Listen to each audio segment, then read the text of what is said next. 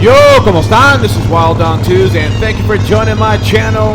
Please hit the like, the subscribe, and the bell for future notifications. That does help me out with the YouTube algorithm. So this week's topic actually came from a viewer that asked, why is it so secretive in the motorcycle set? We're going to get into that right after the intro. Let's go!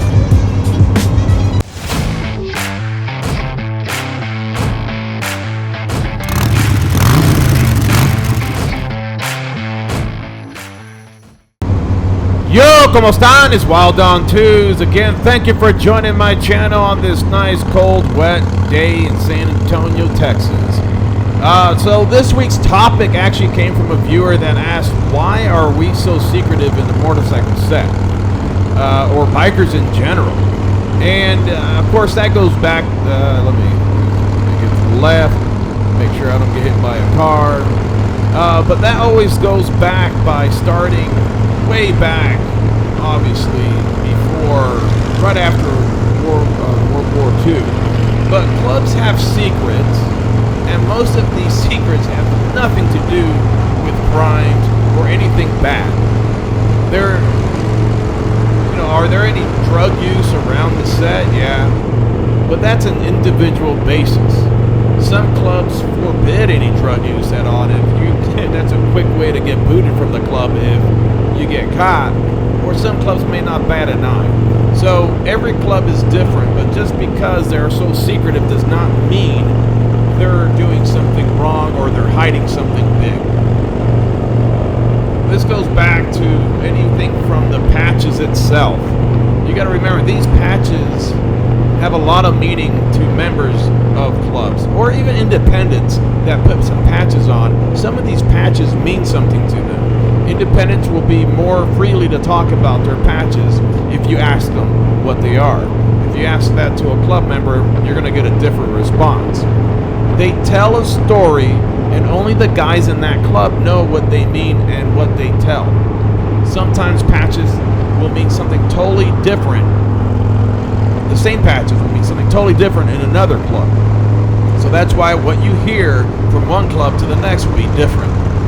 Some patches might signify what someone did or whatnot. I mean, every club is different. I'm not going to get into that because it's none of my business what one club does or another. But most of the motorcycle clubs, like I said, were started post-war. And the vets needed a place to feel what they'd lost. And that was that brotherhood in the military, the organization that they had in their life in order, what they had. And it came with the battles that they had to fight, and they fought together.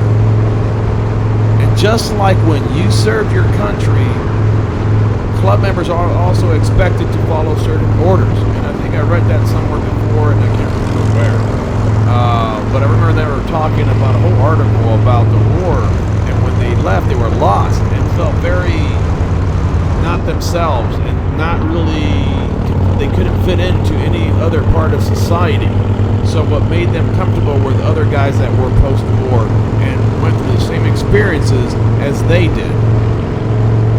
And they needed that organization, they needed that order for them to actually help out in their life. The same thing goes with people now. A lot of these clubs have members that might have been from the streets, might have been in gangs, but they changed their life, and this is the first organization, the first hierarchy, the first order they had in their whole entire life, the first family feeling they had in their life. They might have a broken family from the get-go, foster care, adoption, so be it, but this could be the first family feeling they have. So remember that anything that happens in the club usually stays in the club, and it's no one else's business. But I've seen several of these clubs who try to portray this so organized, protocol, unbreakable, inside biz. They have members that just tell so many people everything about their club, and they pillow talk like crazy. Dealing with a club or chapter is not easy as a whole. You need to think of it as a national franchise order. You want to have a uniform order throughout the club, so when members visit or move, it's like clockwork for them. They integrate into that chapter or club like they've been there before. But that's not always the case. Many chapters on great clubs may have duds of chapters. When I mean duds, D-U-D-S, dud of a chapter, or basic skeleton of a more active chapter within the club, and do the minimum to exist. They live off the name on the back of their vest.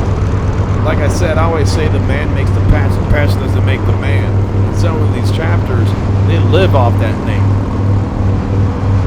So are there secrets in every club? Yeah, but majority of them are not negative secrets. It's just history, protocol, and it's something that they follow. Some of these, you got to remember that these members don't even know some of these members don't even know the reasons that they have these protocols.